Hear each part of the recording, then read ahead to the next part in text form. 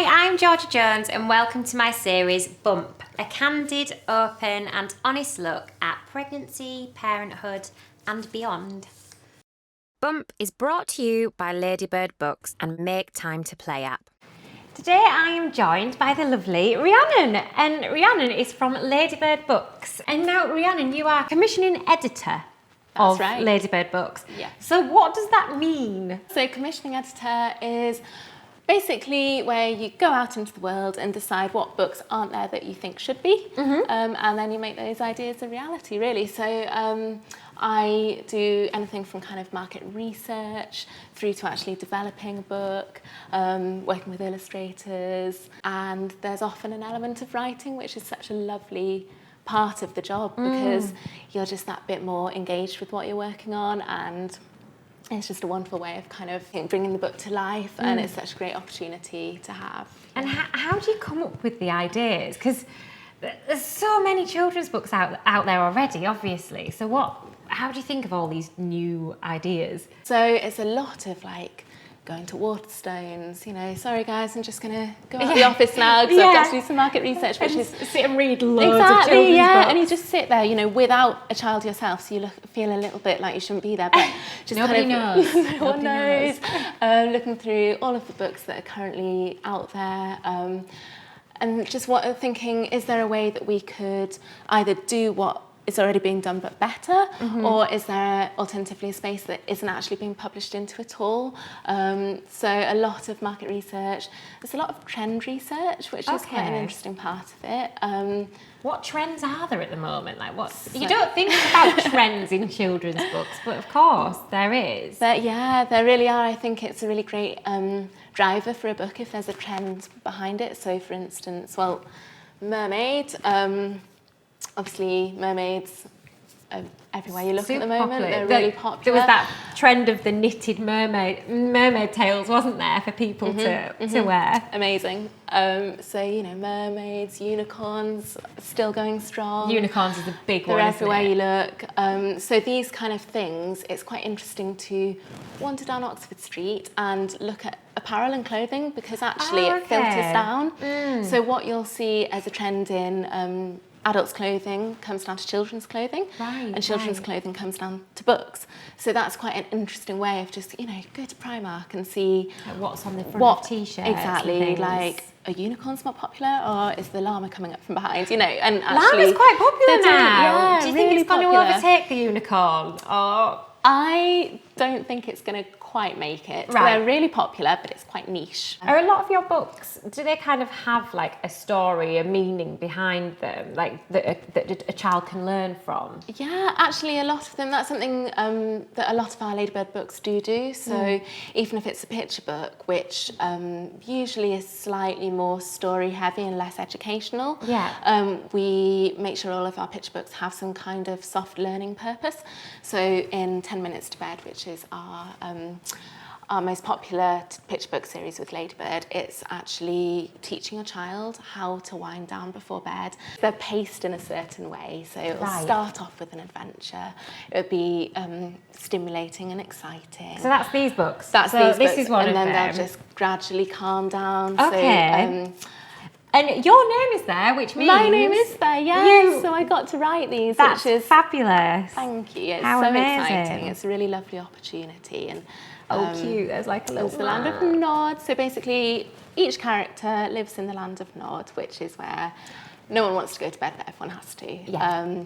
The colours as well, the illustrator Chris Chatterton has done an amazing job, and the colours are intentionally going from nice and bright and bold and really colourful through to kind of softer, darker tones. You can see that, so it gets so darker. That just helps children gradually slow down and get ready for sleep as well. So do you ever have anything that goes along with the book? Like, do you ever have cuddly toys or anything? We sometimes do, actually. It's funny you say that, because we're just developing what we call a plush, which is just a soft toy that we package with a book and a lovely gift set. So then they can kind of relate the toy to the book. Exactly, yeah. So we're doing one for Little Unicorn, which is in our 10 Minutes to Bed series. Oh, nice. It's very cute. It's got like the stars on the bum, the twinkly hooves, but I just sit there at my desk playing with the mane, you know, it's so soft. Yeah. She's my mascot. But yeah, we do, and actually that's something, I think, like you say, it brings the book to life. It allows children to use their imaginations just that bit further beyond the page, so they can act out scenarios, what we call small world play, which is basically mimicking what you see in real life. Children do a lot of that using toys, using mini characters from books or TV shows. Ladybird, this year, have you got anything exciting in the pipelines? What can we expect from you guys? So much. This is a really big year for us because I think a lot of people remember Ladybird as those, what we call the mini hardbacks, and they have the lovely like end papers with the vines and the fairy tale characters, and those classic fairy tales. I think is what people remember Ladybird for. What we're doing is what we're internally kind of calling a relaunch. So we're publishing books now as of last year. Actually, that was kind of our first year of relaunch, where the books are perfectly tailored for current children. They're contemporary, they feel quite fresh and different and just innovative. How are your fairy tales going now? Because there's so much now kind of like, you know, women power and whatnot, and there was a bit of a backlash against the traditional fairy tales.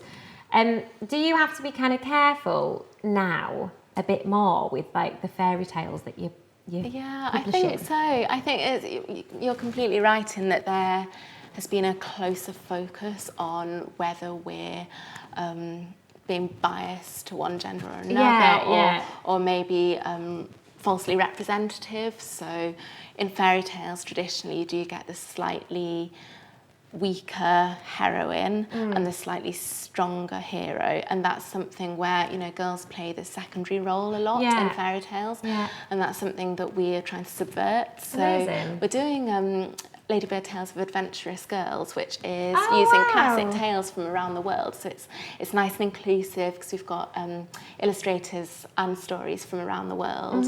It's nice for people to know that that's kind of the way that books are going nowadays, especially children's books.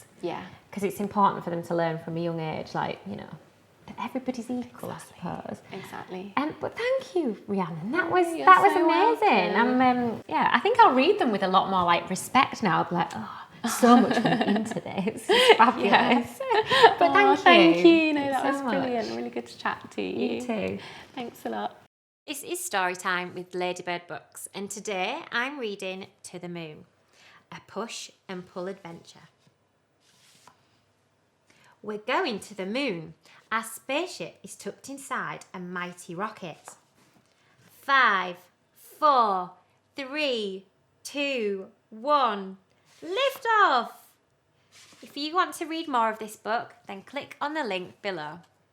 Imaginative play allows your children to explore new worlds, but it also allows them to explore new feelings.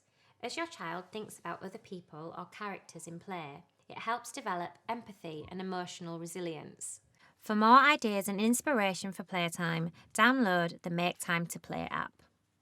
Thank you so much for watching. Don't forget to like and subscribe and tune in the same time next week.